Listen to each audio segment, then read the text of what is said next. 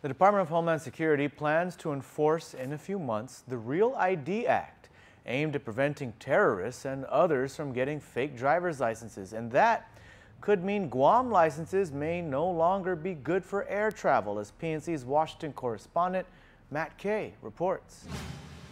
Guam is one of 3 territories and 9 states whose driver's licenses, DHS says, don't meet Real ID Act standards that Congress enacted in 2005 on the recommendations of the 9/11 Commission.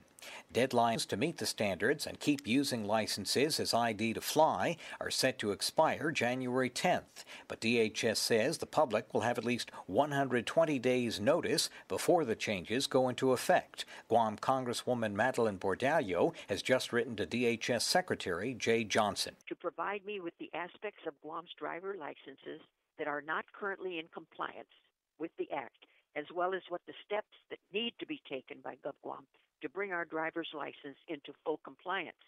I also asked the Department of Homeland Security to provide flexibility to GovGuam to allow them to come into compliance before it begins to stop accepting our driver's license at the airports. Bordallo says in her letter she's concerned DHS's decision to move ahead could have an adverse impact on her constituents and impede their ability to travel domestically when using a valid Guam driver's license. Many Guam travelers use passports since their flights go to or through international destinations like Japan.